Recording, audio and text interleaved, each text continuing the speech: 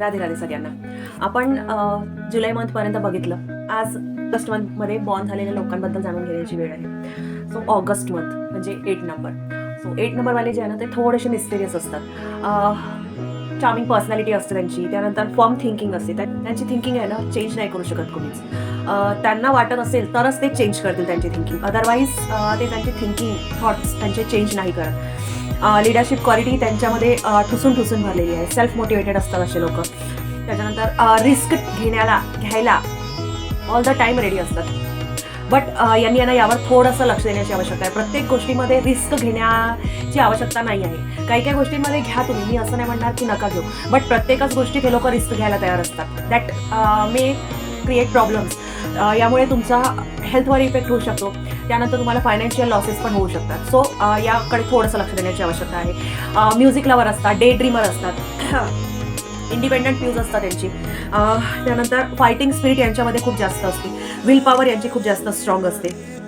Confident असतात. कुठलंही काम करताना आहे ना कोणाची पण हेल्प नाही घेत. आणि यामुळे आहे ना यांना बरेचदा थकवा जाणवतो.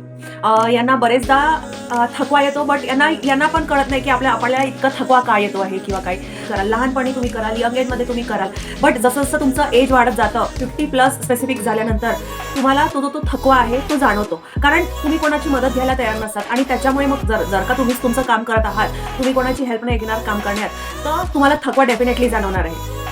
सो यांनी जेव्हा कधी आवश्यकता असेल त्यावेळेस दुसऱ्यांची हेल्प घ्या. दुसऱ्यांची हेल्प घ्यायला कुठल्या प्रकारचा खालीपणा वगैरे आहे अशातला काही भाग नाही आहे. तुम्ही दुसऱ्यांची हेल्प घ्या.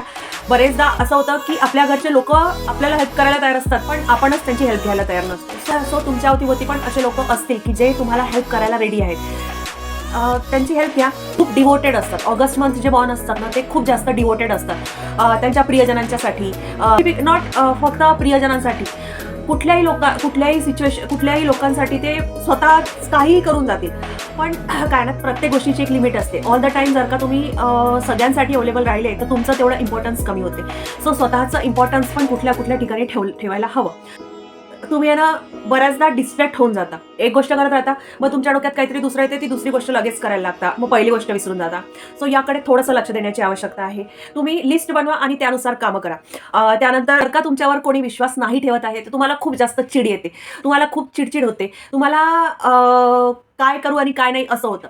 बट बरेचदा अशी सिच्युएशन येते की ज्या वेळेस आपण विश्वास नाही ठेवू शकत किंवा लोक आपल्यावर विश्वास नाही ठेवू शकत, तो थोडासा वेळ जाऊ देण्याची आवश्यकता असते. थोडासा वेळ जाऊ द्या. असू शकते ती स्पेसिफिक सिच्युएशन अशी असेल की ज्यामुळे लोक तुमच्यावर विश्वास नाही ठेवत आहेत.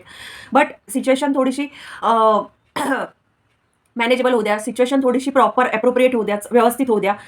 थोडंसं वातावरण शांत होऊ द्या. नंतर मग तुम्ही तुमचा पॉईंट ठेवा. नंतर मग तुमचं एक्सप्लेनेशन द्या. At that time people will trust you. अशा या काही क्वालिटीज ऑगस्ट मंथ बॉर्न लोकांमध्ये बघायला येतात की ज्या मोस्टली मी ऑब्झर्व केलेल्या आहेत. तुम्ही ऑगस्ट मंथ बॉर्न आहात का? आणि या सगळ्या क्वालिटीजमधल्या कुठल्या क्वालिटीज तुमच्यामध्ये आहेत हे कमेंट सेक्शनमध्ये नक्की सांगा. अजून अशा माहितीसाठी तुम्ही आम्हाला फॉलो करू शकता.